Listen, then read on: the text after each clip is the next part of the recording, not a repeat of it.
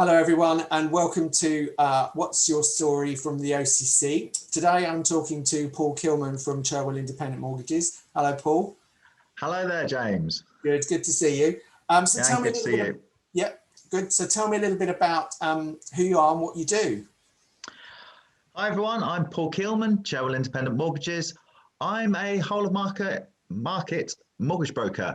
I deal with residential and buy-to-let mortgages. So anything from your first time mortgage right the way through to your later life lending and everything in between. Maybe you want to remortgage, get a cheaper deal. Maybe you need to remortgage to extend your property, to refurbish it, or maybe you're looking to buy another property. I've got all sorts of mortgage solutions, many lenders that I use. Yeah. Cool. So who currently are your kind of core customers, Paul? See, I'd love to know who my core customer is, because I honestly get everything. I get first-time buyers, I get remortgages, I get little product transfers, I get little, I've got even a buy-to-let portfolio landlord with 10 houses. I've got a guy that was in the last year of his mortgage term on an interest-only mortgage, and he was about to look at no option other than equity release. I got him a mortgage up until his 95 years of age, and then he was able to retain ownership of the property. But I really just, at the moment, I get here, there, and everything. I don't turn nothing down. Anything, anywhere I can help, I'm pleased to. Yeah, no, and you shouldn't be turning business away. No, absolutely. Certainly not in these times. But so with the boom in obviously house transactions at the moment, because that's all over the news, where we're coming to the end of the tax relief. I can't think what it's called off the top of my head. The stamp duty. The stamp duty. That's right. Thank you for that.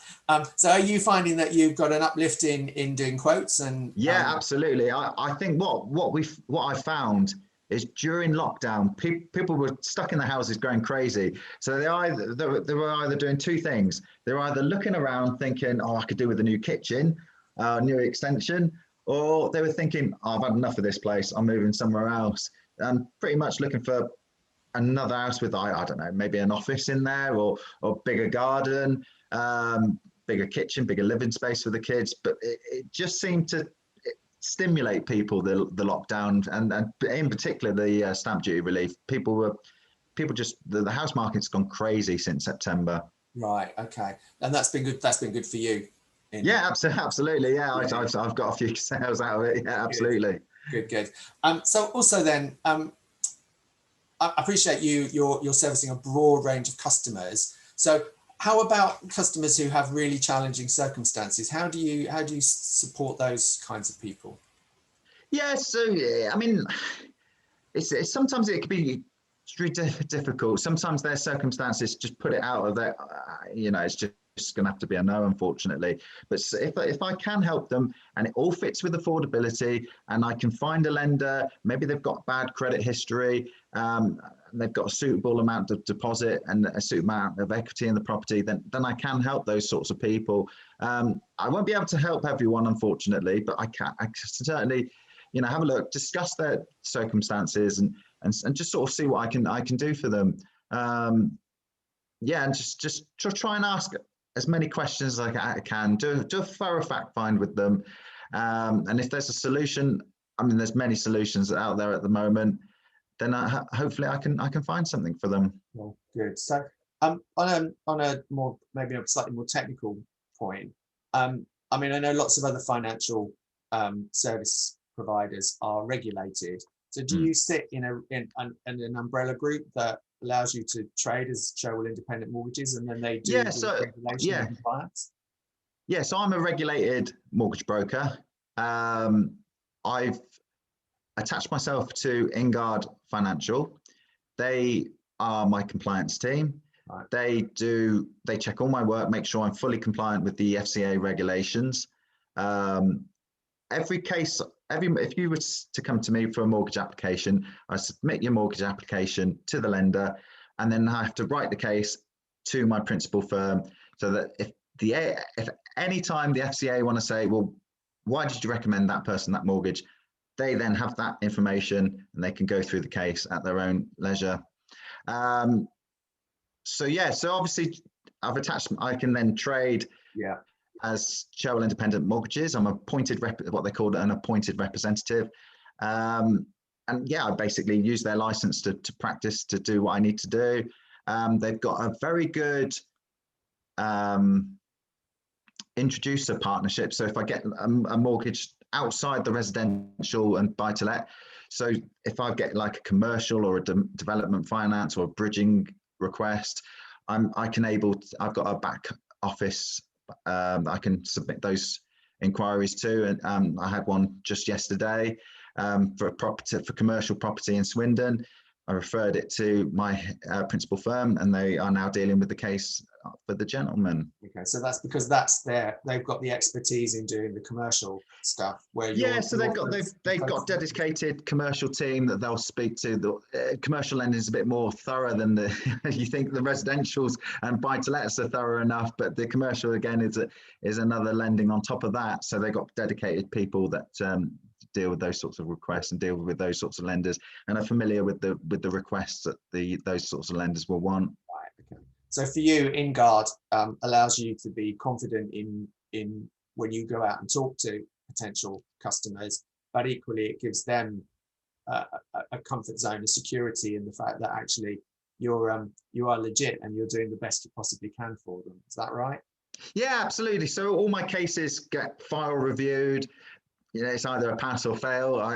I get a pass. I've gone up the compliance level with them over the last year. I get my cases are written to a high standard. Obviously, yes. Yeah, so obviously, I don't. You know, the client is my number one concern, and the cases are all written as they should be.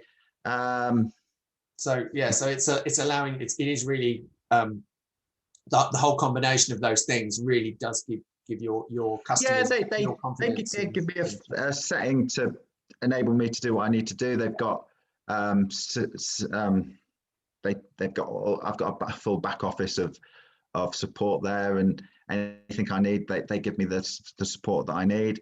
I've got many documents that they're always sending through webinars for me to go on and attend, and just keep my knowledge topped up. I've got to do a CPD each year, 40 hours, and I make sure I do that every year through webinars, through training. They're always giving me they were giving me face-to-face training, but at the moment it's all online, obviously.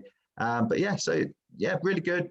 They're really happy with what I'm doing. I'm really happy with them, to be fair. And it's so far so good. A really good partnership. Brilliant, excellent. So obviously there's a collaboration there, but how else do you collaborate? Because that's one of the core values of the OCC. So how else do you collaborate within your business and with other businesses? Yeah, I try and obviously what I do is very sort of with a client on a one-to-one basis, but if I can help any way or refer any work or work together on projects, I'm very happy to. Well, one of the things I did a couple of years ago when I first set out, I felt very lonely in my business, just me on my own. Obviously got my principal firm back there up in Chester, but they're up in Chester. I pretty much go and I felt very lonely, very on my own, and I found the OCC very good to work with, a group of people, and we can all work together. We can share thoughts. We can, if we're struggling on something, I could do mortgages. But am I good on marketing? Am I good on bookkeeping? Am I sales techniques? Actual getting the customer to, I want a mortgage from you.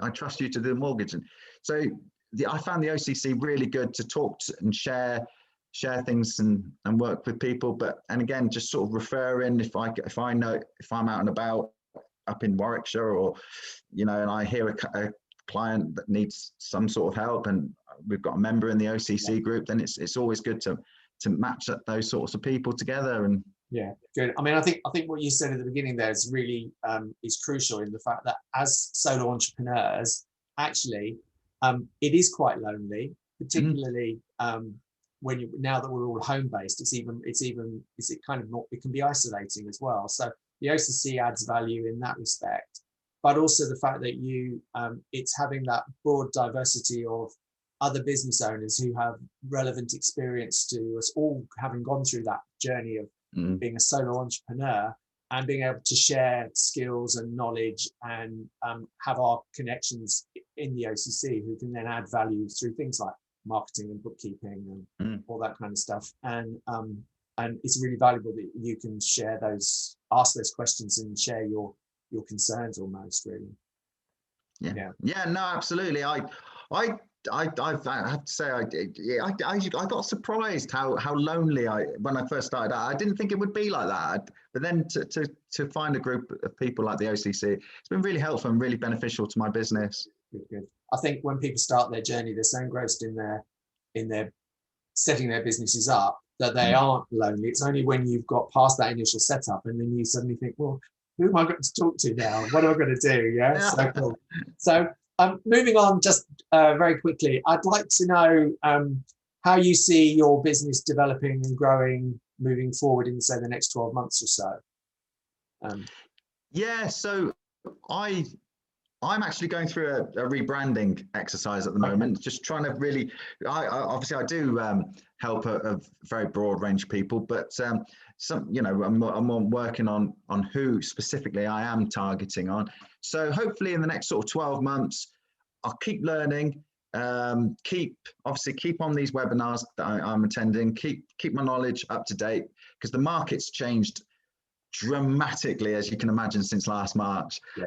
You've got all sorts of furlough going on. You've got self-employment grants and like bounce back loans and CBILS that you're finding in people's accounts, and you have to clarify with the lender, what are your latest requirements on these sorts of things. I should imagine. I still wonder how much an effect the mortgage payment holidays from last summer. Maybe we may see a couple more incomes being stretched, particularly with the furlough. I should imagine I'm still going to find a lot of challenging mortgages for clients over the next year or so. Self-employed, I'm just going to have to ask more questions with self-employed applicants than I ever did, unfortunately, and that's just because of the grants that they've received and how their income has changed or has it been affected, and how they've bounced back. So I'd imagine I'm going to find more challenging mortgages. The lenders probably changing all their criteria as they had done over the last year or so, and just generally just sort of all trying to work together again, and just trying to support each other, because it is going to be tough. It's a lot of people may be losing their jobs. I still think we're going to have a lot of people become self-employed, and maybe then it's our turn to help those guys that are going to be finding themselves all lonely in the next 12 months. Really good. So my final question is, we've covered quite a lot of ground, but I just wanted to kind of know, I know we asked about your core customers, but I'd kind of like to know, what is it in your business that really gets you excited? Is there a specific thing that you do that you get up in the morning and you just can't wait to deal with it? No, anything. I love all the affordability calculations and working out people's income and seeing, how I can help them I've always, going back in a few years, I've always thought, I've had a couple of challenging mortgage situations. My partner had a challenge, and who's actually helping these outside you can go to your bank, you can go to your, mortgage broker, but sometimes you get a real sort of quirky case that's really outside the norm, but just who is helping these people? And I want to add value. I want to help those people that maybe thought no, and turn those no's into yeses, and make these dreams and come true for my clients. So it's finding those finding and supporting those people who are going to have more challenging requirements to meet getting a mortgage, unlike that person who can just walk into their bank and go, I'm moving, therefore I want my mortgage moved.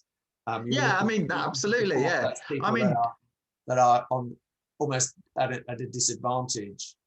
Yeah, I mean, you should be able to get your mortgage online. Off you go on your internet bank and do it.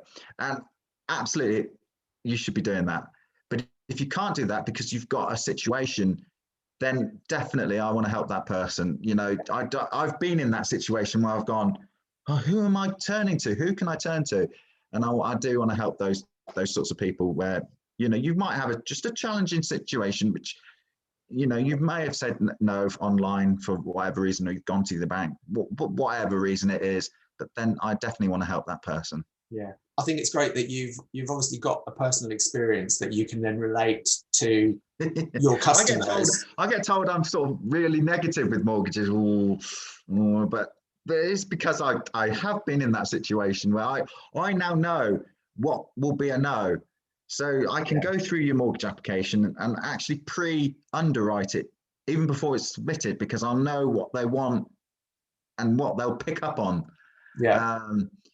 But I think, I think the fact that you've obviously had an experience that has informed you and now allows you to actively inform your customers is I think that's a really positive thing. Yeah, okay. I'm always asking the underwriters. Well, I'm asking the business development teams.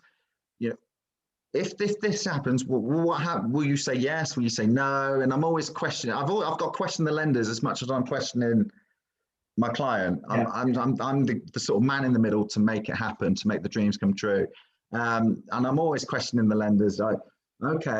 You surely you'd say no on this. No, but it'll be a yes because you can do it like this. And then I'll say to the client, well, if you can provide this information, we're good to go. Yeah. But that's also about being informed. So it's being informed by your client, but also being informed by your lenders, so that actually you're able to marry the two things together. And you have to ask the negative things to actually get the truth quite often. So I think that's a real positive, Paul. And your personal experience means that you're obviously a little bit more in tune with those people that got, you know, I've got a challenge ahead of them. But I think that's to be celebrated, that you've had that challenge and you've come out the other side, and now you're informing and supporting other people to do the same thing. So it's really good.